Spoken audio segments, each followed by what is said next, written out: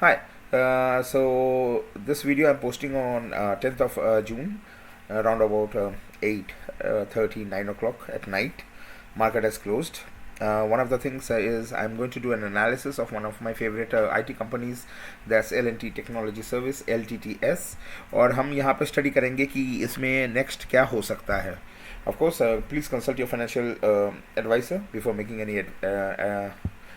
before any investment or taking any trade. आप अपने financial advisor से पहले बात कर लें, फिर ही ट्रेड या इन्वेस्ट करें.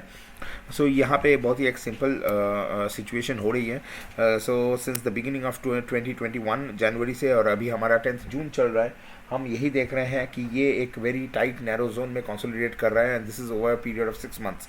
6 महीने से वो 2800 लेवल पे जाती है, फिर वहाँ से सेल ऑफ आती है, और फिर ये 2500 लेवल्स पे आके इसको सपोर्ट मिलती है.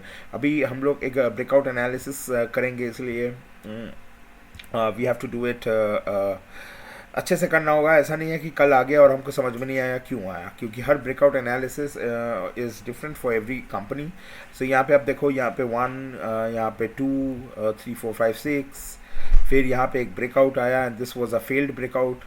एंड देन इवेंचुअली अभी फिर एक बार यहाँ पे गया टच करके, फिर ये नीचे रेंज में आ गई, और अभी लगातार 3 दिनों से ये इसके ऊपर चलने की कोशिश कर रही है. So they have been multiple times कि ये 2800 लेवल्स को टच की है. And this is exactly the reason. I think this is very interesting. यहाँ पे ये रेंज में बहुत अच्छी कंसोलिडेट की थी, और अभी आप देख रहे हो यहाँ पे एक बार आके 2 बार में ये रिवर्स की, यहाँ पे भी एक बार में आके रिवर्स की, और यहाँ पे भी आके रिवर्स की. As a result of which multiple times ये एक रेंज में है. Going forward I think this is one of the best companies which can make money for me.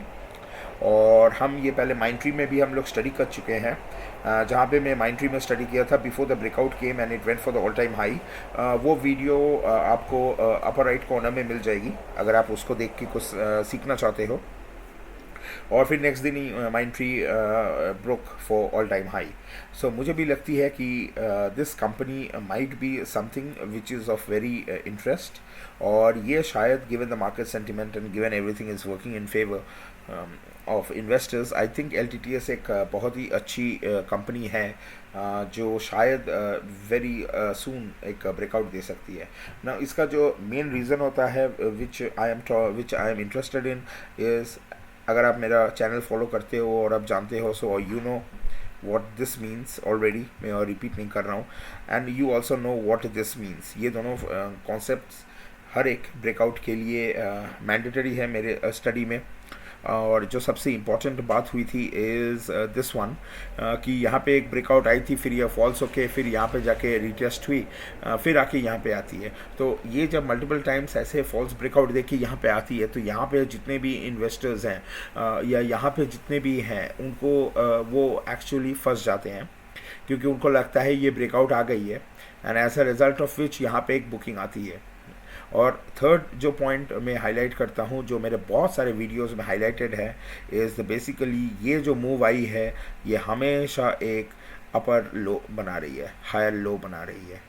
And this is यहाँ पे जो डिप आ रही है, this is not even entering into this particular. So here we see a very good step pattern, और लगातार 3 दिनों से ये यहाँ पे कंसोलिडेट कर रही है. Today is Thursday, may be Friday में भी ये इस रीजन में कंसोलिडेट करे. ऐसा नहीं है कि ब्रेकआउट कल ही आएगा, लेकिन one of the things I would be looking into is this particular LTTS company. And I think in a very short term, if the sentiment of the market is not broken, अगर कोई news नहीं आती है, और अगर इन generic अगर ये चलती है, this is one of the perfect candidate जिसमें मैं आँख बंद करके ट्रेड लूँगा या पोजीशन लूँगा. what would be the negation, मतलब क्या होने से हमको समझ में आएगा कि यार ये फिर से उसी में ही फंस गया है.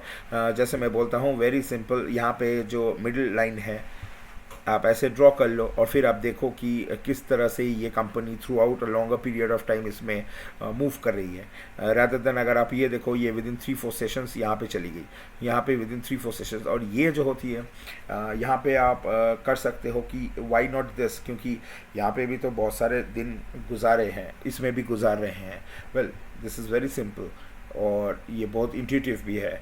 अगर आप ये पकड़ सकते हो और अगर आपको ये मालूम है so do write in the comment. अगर आपको ये मालूम नहीं है कि why this was suppose to give you a failed breakout और why this is suppose to give you a very good breakout, ये आप कमेंट में लिख के बताओ।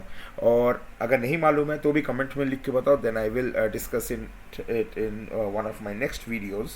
Or given this particular formation, or I would be very much it would be very much interesting to see what happens after this move.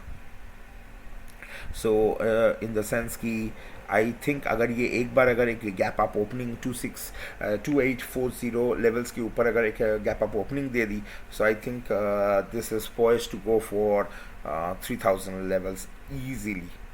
अगर वो 2840 levels के ऊपर दे दे within a very short period of time, and I won't be surprise अगर वो intraday हुई। लेकिन कल फ्राइडे है, शायद मार्केट की मूड उतनी अच्छी ना हो, बट नो मैटर वॉट आप इस लेवल को आप ट्रैक कर सकते हो। 2650 लेवल्स जो इसका मिड पॉइंट है, और मुझे लगता है कि ये very soon this would be one of the candidates.